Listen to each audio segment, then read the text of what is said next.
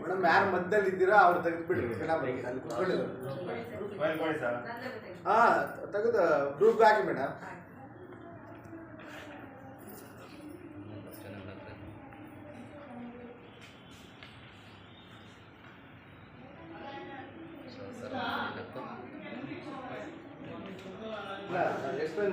Explain ಮಾಡೋಣ. So 3ನೇ ದಿನದ ಕಾರ್ಯಾಗಾರಕ್ಕೆ ಎಲ್ಲರಿಗೂ ಕೂಡ ಆತ್ಮೀಯವಾದಂಥ ಸ್ವಾಗತವನ್ನು ಹೇಳ್ತಾ ಒಂದಷ್ಟು ವಿಷಯಗಳನ್ನು ನಾನು ಇಲ್ಲಿ ಆಯ್ಕೆ ಮಾಡ್ಕೊಂಡು ಹಾಕಿದ್ದೇನೆ. ತಂಡದ ಹೆಸರು ನೇತಾಜಿ, ಮುಂಜಾನೆ ಮಾತು ಅಂತ. ಜೀವನ ಅನ್ನೋದು ಪೈಪೋಟಿಯಲ್ಲ, ನಮ್ಮ ಬದುಕನ್ನು ನಾವೇ ಅನುಭವಿಸುತ್ತಾ ಖುಷಿ ಪಡಬೇಕೇ ವಿನಃ ಇನ್ನೊಬ್ಬರೊಂದಿಗೆ ಹೋಲಿಸಿಕೊಂಡು ಇರುವ ಸುಖ ಕಳೆದುಕೊಳ್ಳಬಾರದು. ಅಂದ್ರೆ ನಮ್ಮ ಆಸೆಗೆ ಎಷ್ಟಿರುತ್ತೋ ಅಷ್ಟು ಕಾಲನ್ನ ಚಾಚಿಕೊಂಡಾಗ ಮಾತ್ರ ನಮ್ಮ ಜೀವನ ಬಹಳಷ್ಟು ಉತ್ತಮವಾಗಿರುತ್ತೆ. ಬೇರೆ ಯಾರೋ ಕಾರ್ ತಗೊಂಡ್ರು, ಬಂಗ್ಲೆ ಕಟ್ಸಿದ್ರು ಅಂತ ಯೋಚನೆ ಮಾಡಿದ್ರೆ ಆಗ ನಾವು ಬಹಳಷ್ಟು ಒತ್ತಡಕ್ಕೆ ಒಳಗಾಗ್ತೀವಿ. ಸೊ ಮಂಕುತಿಮ್ಮನ ಕಗ್ಗ ಹಾಕಿದ್ದೇವೆ ನಾವು. ಹಕ್ಕಿಯಿಂದ ನನ್ನವ ಕಂಡವನ್ಯಾರು, ಹಕ್ಕರದ ಬರ ಹಕ್ಕೆ ಮೊದಲಿಗನ್ಯಾರು, ಲೆಕ್ಕವಿರಿಸಿಲ್ಲ ಜಗತ್ತನ್ನಾದಿಗೊಂದುಗಳ ದಕ್ಕುವುದೇ ಜಸ ಮಂಕುತಿಮ್ಮ ಅಂತ. ಅಂದ್ರೆ ಬಹಳಷ್ಟು ಅರ್ಥಗರ್ಭಿತ. ಇದೊಂದನ್ನೇ ಅರ್ಧ ಗಂಟೆ ಹೇಳ್ಬೋದು, ಆದ್ರೂ ಕೂಡ ಸರ್ ಶಾರ್ಟ್ ಅಂಡ್ ಸ್ವೀಟ್ ಆಗಿ ಹೇಳಂತ ಹೇಳಿದ್ದಾರೆ. ಸೊ ನಾವು ಏನಾದರೂ ಕೂಡ ಒಂದು ಪುಟ್ಟ ಸಾಧನೆ ಮಾಡಿದ್ರೆ, ಅಯ್ಯೋ ನಾನು ಅದು ಮಾಡಿದೆ, ಇದು ಮಾಡಿದೆ, ನನ್ನನ್ನು ಗುರುತಿಸ್ಬೇಕು, ಅವ್ರು ಗುರುತಿಸ್ಬೇಕು, ಇವ್ರು ಗುರುತಿಸ್ಬೇಕು, ಏನೇನೆಲ್ಲ ಹೇಳ್ತಾ ಇರ್ತೀವಿ. ಆದರೆ ನಾವು ತಿಂತಕ್ಕಂಥ ಅನ್ನವನ್ನ, ಅಕ್ಕಿಯನ್ನ ಕಂಡಿಡ್ತಕ್ಕಂಥವ್ರು ಯಾರಂತಂದೇ ನಮಗೆ ಗೊತ್ತಿಲ್ಲ. ಆದರೆ ನಾನು ಸ್ವಲ್ಪ ಏನಾದರೂ ಕೂಡ ಒಂದು ಇದು ಮಾಡಿದ್ರೆ ನನ್ನನ್ನೆಲ್ಲ ಗುರುತಿಸ್ಬೇಕು ಅಂತಕ್ಕಂಥ ಒಂದು ಮನೋಭಾವನೆ ನಮಗೆಲ್ಲ ಇರುತ್ತೆ.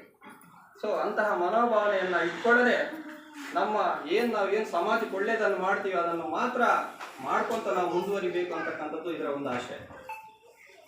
ಇನ್ನು ಸ್ವಾಮಿ ವಿವೇಕಾನಂದರು ಯಾವಾಗಲೂ ಕೂಡ 3 ಬಲಗಳ ಬಗ್ಗೆ ಅವರು ಹೇಳ್ತಾರೆ. ಯಾವುದೇ ಒಬ್ಬ ವ್ಯಕ್ತಿ ಸ್ಟ್ರಾಂಗ್ನೆಸ್ ಆಗಿರ್ಬೇಕು ಅಂತ ಹೇಳಿದ್ರೆ ಸೊ ದೇಹ ಬಲ ಗಟ್ಟಿ ಇರಬೇಕು. ನಮ್ಮ ದೇಹ ಬಲದಲ್ಲಿ ಶಕ್ತಿ ಕುಂದಿದಾಗ ನಾವೇನು ಮಾಡಲಿಕ್ಕೆ ಸಾಧ್ಯವಿಲ್ಲ. ಸೊ ಅದಕ್ಕಾಗಿ ಒಂದಷ್ಟು ನಾವು ಪ್ರತಿನಿತ್ಯ ವಾಕಿಂಗ್ ಆಗಿರ್ಬೋದು, ವ್ಯಾಯಾಮ ಆಗಿರ್ಬೋದು, ಸಣ್ಣ ಪುಟ್ಟ ಒಂದು ಇವುಗಳನ್ನು ನಾವು ರೂಢಿಸ್ಕೋಬಹುದು. ಇನ್ನು ಬುದ್ಧಿಬಲ. ಸೊ ಇವತ್ತು ನಾವು ಮೇಡಮ್ ಹಾಗೆ ಹೇಳಿದ್ರು, ಇವತ್ತು ಬುದ್ಧಿಬಲ ಹೆಂಗಿರ್ಬೇಕು ಅಂತಂದ್ರೆ ಯಾವ್ದಾದ್ರು ಒಂದು ಕೆಲಸವನ್ನ ಮಾಡಬೇಕಾದಂತ ಸಂದರ್ಭದಲ್ಲಿ ಅದನ್ನ ಗಮನವಿಟ್ಟು ನಾವು ಮಾಡೋದಿಲ್ಲ. ಇವಾಗ ಉದಾಹರಣೆಗೆ ಟಿವಿ ನೋಡ್ಬೇಕಾದ್ರೆ ಒಂದು ರಿಮೋಟ್ ಅನ್ನ ನಾವೇನ್ ಮಾಡ್ತಿರ್ಬೇಕು ಅಂದ್ರೆ ಯಾವ್ದಾದ್ರು ಒಂದು ಚಾನಲ್ ಅನ್ನ ನಾವು ಅರ್ಧ ಗಂಟೆ ನೋಡೋಣ, ಇಲ್ಲ 1/4 ಗಂಟೆ ನೋಡೋಣ. ಅಂದ್ರೆ ರಿಮೋಟ್ ನಮ್ಮನ್ನು ಕಂಟ್ರೋಲ್ ಮಾಡುತ್ತೆ ಆಗ್ಲಿ, ನಾವು ರಿಮೋಟ್ ಅನ್ನ ಕಂಟ್ರೋಲ್ ಮಾಡಲ್ಲ. ಇದ್ರ ಅರ್ಥ ಏನಪ್ಪಾ ಅಂದ್ರೆ ಯಾವುದೇ ಒಂದು ಕೆಲಸವನ್ನ ಏಕಾಗ್ರತೆಯಿಂದ ನಾವಿವಾಗ ಓದ್ತಾ ಇದೀವಿ ಅಂದ್ರೆ ಓದ್ತಾ ಇರ್ಬೇಕು, ಇನ್ನೊಂದು ಕೆಲಸಕ್ಕೆ ಹೋಗ್ಬಾರ್ದು. ಬರಿತಾ ಇದೀವಿ ಅಂದ್ರೆ ಬರಿಬೇಕು. ಈ ತರ ಅದರ ಒಂದು ತಾತ್ಪರ್ಯ. ಮತ್ತೆ ಇನ್ನು ಆತ್ಮಬಲ. ಸೊ ನಾವು ಯಾವ್ದಾದ್ರು ಒಂದು ಸಣ್ಣ ಪುಟ್ಟ ತಪ್ಪು ಕೆಲಸ ಮಾಡೋದು ಕೂಡ ಒಳಗಡೆ ಇರೋ ಆತ್ಮ ಹೇಳುತ್ತೆ, ಅಣ್ಣ ನೀನು ತಪ್ಪು ಮಾಡ್ತಾ ಇದೀಯಾ, ಮಾಡಬೇಡ, ಅದನ್ನು ಸರಿ ಮಾಡ್ತಾ ಅಂತ ಹೇಳ್ತಾರೆ. ಸೊ ಆ ಆತ್ಮಬಲ ಮನುಷ್ಯನಿಗಿದ್ದಾಗ, ಈ 3 ಬಲಗಳು ಗಟ್ಟಿದ್ದಾಗ ಜೀವನದಲ್ಲಿ ಒಬ್ಬ ವ್ಯಕ್ತಿ ಅದ್ಭುತವಾದಂತಹ ಸಾಧನೆಯನ್ನು ಮಾಡಬಹುದು ಅಂತೇಳಿ ಅವರು ಇಡೀ ಜಗತ್ತಿಗೆ ತೋರಿಸಿಕೊಟ್ಟಿದ್ದಾರೆ. ಮತ್ತು ಯುವಕರಿಗೆ ಸ್ಫೂರ್ತಿ ಮತ್ತು ಕಣ್ಮಣಿ ಕೂಡ ಆಗಿದ್ದಾರೆ. ಇನ್ನು ನಾವು ಒಂದಷ್ಟು ವಿಜ್ಞಾನಕ್ಕೆ ಸಂಬಂಧಿಸಿದಂತೆ ಸಂಶೋಧಕರು ದೇಶ, ಕ್ಯಾಮೆರಾ ಜೋಸೆಫ್ ಸಿಫ್ ಅಂತ ಕಂಡುಹಿಡಿದಿದ್ದಾರೆ, ಫ್ರಾನ್ಸ್ನವರು.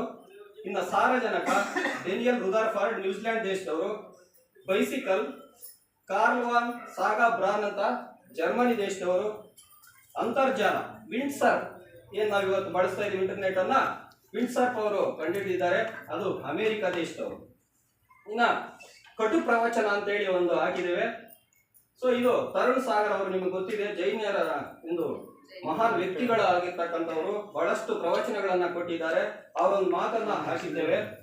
ತರುಣ್ ಸಾಗರರ ಪ್ರಕಾರ ಮದುವೆ ಸಂದರ್ಭದಲ್ಲಿ ವರ ಮತ್ತು ವಧುವಿನ ಜಾತಕವನ್ನು ನೋಡುವ ಬದಲು ವಧು ಮತ್ತು ಅತ್ತೆಯ ಜಾತಕನ್ನ ನೋಡುವುದು ಸೂಕ್ತ. ಯಾಕಂದ್ರೆ ಪ್ರತಿನಿತ್ಯ ಜಾಸ್ತಿ ಎದುರಾಗೋರು ಅವರೇ. ತಾಳಿ ಕಟ್ಟುವ ಸಂದರ್ಭದಲ್ಲಿ ವಧುವರ ಒಂದು ಸಂಕಲ್ಪ ಮಾಡಬೇಕು. ಅದೇನೆಂದರೆ ನಾನು ಬೆಂಕಿಯಾದರೆ ನೀನು ತಣ್ಣೀರಾಗು, ನೀನು ಜ್ವಾಲೆ ಆದರೆ ನಾನು ತಂಗಾಡಿಯಾಗುವೆ. ಅಂದ್ರೆ ಒಂದು ಸಂಸಾರದಲ್ಲಿ ಗಂಡ ಹೆಂಡತಿ ಮಧ್ಯೆ ಆಗಿರ್ಬೋದು, ಅತ್ತೆ ಸೊಸೆಯ ಮಧ್ಯೆ ಆಗಿರ್ಬೇಕಾದ್ರೂ ಒಂದು ಅನುಬಂಧ ಯಾವ ರೀತಿ ಇರಬೇಕು ಅನ್ನೋದನ್ನ ಬಹಳಷ್ಟು ಚೆನ್ನಾಗಿ ಇದರಲ್ಲಿ ವಿವರಿಸಿದ್ದಾರೆ. ಇನ್ನ ಒಂದು ಹೊಸ ವಿಷಯವನ್ನು ನಾವಿಲ್ಲಿ ಆಯ್ಕೆ ಮಾಡಿಕೊಂಡಿದ್ದೇವೆ. ಪ್ರೋ ಸಿ ಐಸಕ್ ನೇತೃತ್ವದ ಸಮಿತಿ ಹೊಸದಾಗಿ ಕೇಂದ್ರ ಸರ್ಕಾರ ನೇಮಕ ಮಾಡಿದೆ. ಇದು ಶಾಲಾ ಪಠ್ಯ ಪುಸ್ತಕದಲ್ಲಿ ಇಂಡಿಯಾ ಬದಲು ಎಲ್ಲಾ ಶಾಲಾ ಪಠ್ಯ ಪುಸ್ತಕಗಳಲ್ಲಿ ಭಾರತ ಎಂದು ಬದಲಿಸಲು ಐಸಾಕ್ ಸಮಿತಿ ಕೇಂದ್ರ ಸರ್ಕಾರ ನೇಮಕ ಮಾಡಿದ್ದಾರೆ.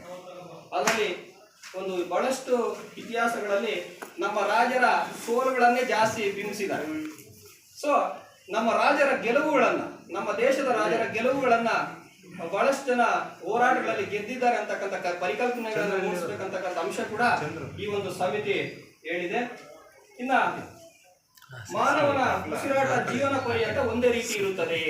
ಅಂದ್ರೆ ಬಾಲ್ಯದಲ್ಲಿ, ಯೌವನದಲ್ಲಿ, ವಯಸ್ಸಾದಾಗ ಆ ಮಗುವಿನ 1 ನಿಮಿಷಕ್ಕೆ ಯಾವ ರೀತಿ ಉಸಿರು ಬದಲಾಗುತ್ತೆ ಅನ್ನೋದಕ್ಕೆ ಮಾನವನ ಉಸಿರಾಟದ ದರ ವಯಸ್ಸಿನಿಂದ ವಯಸ್ಸಿಗೆ ವ್ಯತ್ಯಾಸವಾಗುತ್ತಾ ಸಾಗುತ್ತದೆ. ನವಜಾತ ಶಿಶುವು ನಿಮಿಷಕ್ಕೆ 40 ಬಾರಿ ಉಸಿರಾಡುತ್ತದೆ. 1 ವರ್ಷದ ವಯಸ್ಸಿನಲ್ಲಿ ಮಗು 1 ನಿಮಿಷಕ್ಕೆ 30 ಬಾರಿ ಉಸಿರಾಡುತ್ತದೆ. 2 ರಿಂದ 5 ವರ್ಷದವರೆಗಿನ ಮಕ್ಕಳು ನಿಮಿಷಕ್ಕೆ 24 ಬಾರಿ ಉಸಿರಾಡುತ್ತವೆ.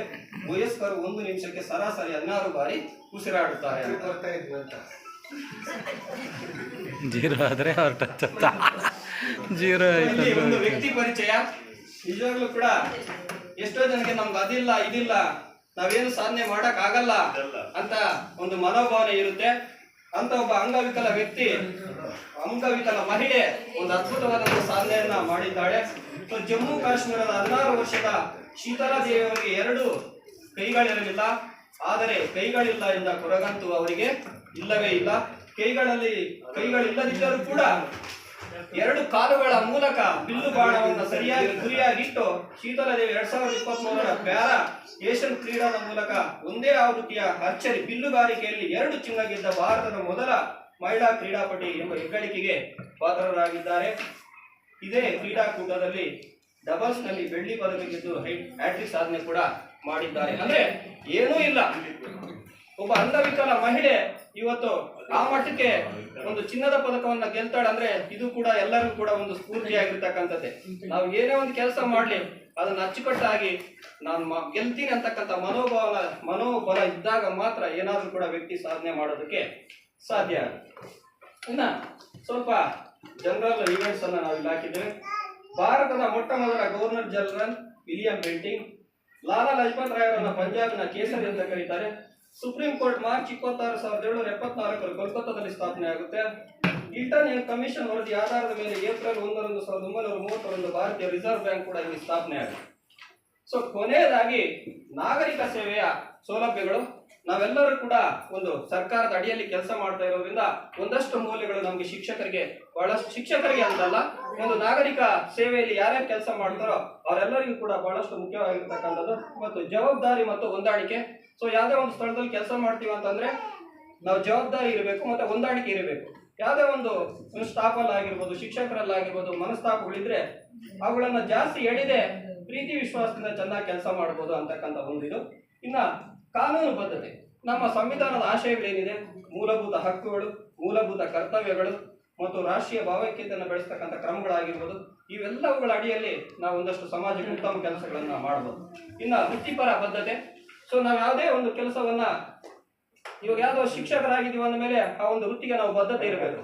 ನಾನು ಶಾಲೆಗೆ ಹೋಗ್ತಾ ಇದ್ದೀನಿ, ನನ್ನ ಮಕ್ಕಳಿಗೆ ಏನಾದ್ರೂ ಕಲಿಸ್ಬೇಕು, ನನ್ನಿಂದ ಸಮಾಜಕ್ಕೆ ಏನಾದ್ರೂ ಆಗ್ಬೇಕು, ಆಗ ಮಾತ್ರ ನಾವು ಸಮಾಜವನ್ನು ಉದ್ಧಾರ ಮಾಡ್ಲಿಕ್ಕೆ ಸಾಧ್ಯ. ಅಂದ್ರೆ ಆ ವೃತ್ತಿಗೆ ನಾವು ಸಮರ್ಪಣೆ ಮಾಡ್ಕೋಬೇಕು. ಅಯ್ಯೋ ನಾನು ಈ ವೃತ್ತಿಗೆ ಬಂದ ಏನಕ್ಕಪ್ಪ, ಏನೂ ಮಾಡಕ್ ಆಗೋದಿಲ್ಲ ಅನ್ನೋ ಮನೋಭಾವನೆ ನಮ್ಗೆ ಇರಬಾರದು. ಇನ್ನ ಪ್ರಾಮಾಣಿಕತೆ. ಪ್ರತಿಯೊಬ್ಬ ವ್ಯಕ್ತಿ ಕೂಡ ತನ್ನ ಕೆಲಸಗಳನ್ನ ಪ್ರಾಮಾಣಿಕವಾಗಿ ನಿರ್ವಹಿಸಬೇಕು. ನಿಮ್ಗೆ ಗೊತ್ತಿದೆ, ವಿಶ್ವೇಶ್ವರಯ್ಯನವರು ಸರ್ಕಾರದ ಕಚೇರಿ ಕೆಲಸಗಳಿಗೆ ಅಲ್ಲಿರ್ತಕ್ಕಂಥ ಉಪಕರಣಗಳನ್ನೇ ಬಳಸ್ತಾ ಇದ್ರು. ತನ್ನ ವೈಯಕ್ತಿಕ ಏನಾದ್ರು ಕೆಲಸಗಳಿದ್ರೆ ತನ್ನ ಜೋಬಿನ ದುಡ್ಡನ್ನ ಖರ್ಚು ಮಾಡಿ ಅವರು ಅದು ಸರ್ಕಾರದ ದುಡ್ಡನ್ನ ಅಪವ್ಯಯ ಮಾಡದೆ ಒಂದು ಪ್ರಾಮಾಣಿಕವಾದಂತ ಒಂದು ನಿಸ್ವಾರ್ಥವಾದಂತ ಸೇವೆಯನ್ನ ಮಾಡಿದ್ರು ಅಂತ ಬಹಳಷ್ಟು ವ್ಯಕ್ತಿಗಳ ಉದಾಹರಣೆಗಳು ಕೂಡ ಇದೆ. ಇನ್ನು ನ್ಯಾಯ ಇದೆ. ನಾವು ಯಾವುದೇ ಕೆಲಸದಲ್ಲಿ ನ್ಯಾಯ ಒದಗಿಸಬೇಕು, ನಿಸ್ವಾರ್ಥತೆ ಇರಬೇಕು. ಸ್ವಾರ್ಥ ಇರ್ಬೋದು, ಅದರಿಂದ ಏನು ಎಕ್ಸ್ಪೆಕ್ಟೇಷನ್ ನಾವು ಮಾಡಬಾರ್ದು. ಯಾವುದೇ ಕೆಲಸದಿಂದ ಸ್ಪಂದನೆ ಇರಬೇಕು. ಅಂದ್ರೆ ಯಾವುದೇ ಒಂದು ನಾಗರಿಕ ಸೇವೆಯಲ್ಲಿ ಕೆಲಸ ಮಾಡ್ತೀವಿ ಅಂದ್ರೆ ಬಡವರಾಗಿರ್ಬೋದು, ದುರ್ಬಲರಾಗಿರ್ಬೋದು, ಅಂಗವಿಕಲರಾಗಿರ್ಬೋದು, ಯಾರಿಗೇ ಆಗಲಿ ಅವರಿಗೆ ಒಂದು ಸಾಂತ್ವನದ ಮಾತುಗಳನ್ನ ಹೇಳಿ ಅವರನ್ನ ಮುನ್ನೆಲೆಗೆ ತರತಕ್ಕಂಥ ಕೆಲಸ ಎಲ್ಲರಿಂದಲೂ ಕೂಡ ನಾವೇನು ನಾಗರಿಕ ಒಂದು ಸೇವೆಯ ಸೌಲಭ್ಯದಡಿಯಲ್ಲಿ ಕೆಲಸ ಮಾಡ್ತೀವಿ ಒಂದಷ್ಟು ಪಟ್ಟಿಯನ್ನು ನಾನು ಮಾಡಿದ್ದೇನೆ. ಹಾಗಾಗಿ ನಮ್ಮಲ್ಲಿ ಯಾವುದೇ ಕೆಲಸಕ್ಕೆ ಬರಲಿ ಒಂದು ವೃತ್ತಿಪರತೆ ಇರಬೇಕು ಏನಾದರೂ ಕೂಡ ನಮ್ಮಿಂದ ಸಮಾಜಕ್ಕೆ ಆಗಬೇಕು ಒಳ್ಳೆಯ ಕೆಲಸ. ಆ ನಿಟ್ಟಿನಲ್ಲಿ ನಾವೆಲ್ಲರೂ ಕೂಡ ಶಿಕ್ಷಕರು ಕೆಲಸ ಮಾಡೋಣ ಅಂತ ಹೇಳ್ತಾ, ಸೊ ಈ ಭಿತ್ತಿ ಪತ್ರವನ್ನು ಮಂಡನೆ ಮಾಡಲು ಅವಕಾಶ ಮಾಡಿಕೊಟ್ಟಂತ ನಿಮ್ಮೆಲ್ಲರಿಗೂ ಕೂಡ ವಂದಿಸ್ತಾ ನನ್ನ ಎರಡು ಮಾತು.